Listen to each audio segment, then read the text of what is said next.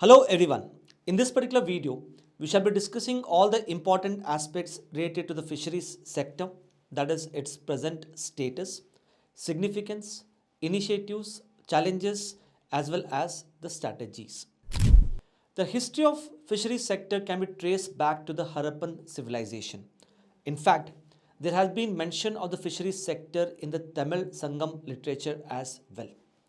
Presently, India is the third largest producer of fish in the world, accounting for 8% of the global fish production. In 1950-51, fisheries accounted for 0.4% of India's GDP. Presently, it is accounting for 1% of India's GDP. The share of inland fisheries is around 75% and the marine fisheries is around 25%. So what is the significance of the fisheries sector? Number one, if you see, in India, we have been able to achieve food security, but we are facing the problem of nutritional insecurity. It is being said that the development of fisheries sector can help us address the problem of nutritional insecurity or the problem of hidden hunger. The rate of malnutrition in India remains very high. The National Health Survey reports approximately 19 crore people in the country are compelled to sleep on an empty stomach. Secondly, in India, we are right now facing protein-based inflation, and fisheries sector can address this protein-based inflation. So what exactly is protein-based inflation? See, in India, there has been increase in the income levels of the people, because of which there has been shift in the consumption pattern of the people from food grains to more protein-based foods such as fish. While on the other hand, our agriculture sector is still concentrating on production of food grains. So if you look at the supply is more food grains, but if you look at demand is slowly tilting towards protein-based food like fish. So this demand supply mismatch is causing us the protein-based inflation, and hence fisheries sector can address the problem of protein-based inflation. Thirdly, the government of India has come up with an ambitious target to double the agricultural exports from $30 billion to $60 billion under the Agricultural Export Policy 2018.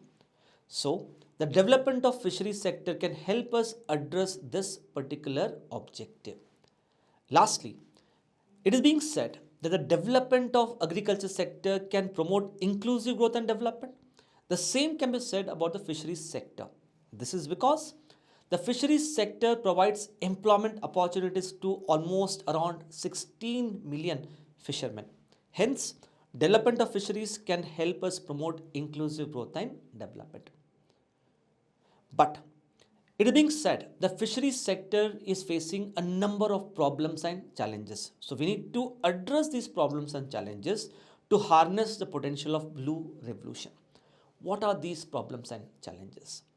Number one, we have overexploited the marine fisheries, particularly in our territorial waters.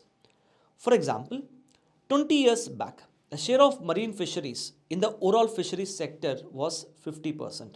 But now, the share of marine fisheries has got reduced in the fisheries sector from 50% to 25%. Most of which is because of overexploitation of fisheries in the territorial waters. So, now we need to focus more upon deep sea fishing. We need to focus more upon mariculture to optimally harness the marine fisheries. Secondly, fishermen in India still use traditional fishing practices. For example, fishermen in India even do not use mechanized boats. The quality of fishing nets is quite poor. So we need to provide more credit to the fishermen so that they can afford these mechanized boats, good quality of fishing nets, and so on. For this to happen, we need to have a separate priority sector lending target for fishermen. So just like how we have a separate priority sector lending target for small and marginal farmers, we could have a separate sub-target for priority sector lending target for the fishermen as well. Nextly, the kind of technology which is used by fishermen is considered to be quite outdated. So we need to provide for adoption of technology by providing for Sagar Mitras. So what are Sagar Mitras? So in case of agriculture, in order to facilitate adoption of technology by the farmers, we have provided for Krishi Vigyan Kendras. On similar lines, Sagar Mitras should enable the fishermen for adoption of advanced technology. Nextly, it is being said that the post-harvest infrastructure in the fisheries sector is as high as 60,000 crores on an annual basis. This is as per the parliamentary panel report. And the higher post-harvest losses is because of poor quality of infrastructure in the fishing harbors, such as lack of cold chain infrastructure. So what we have to do, you must understand that the government of India has come up with Agriculture Infrastructure Fund to upgrade the existing APMCs in India. The same fund can also be used for upgrading the infrastructure in the fishing sector as well. Accordingly, the government of India has launched Pradhan Mantri Matsya Sampada Yojana in order to optimally harness the fisheries sector. Accordingly, we have to efficiently implement this particular scheme in order to harness the potential of blue revolution.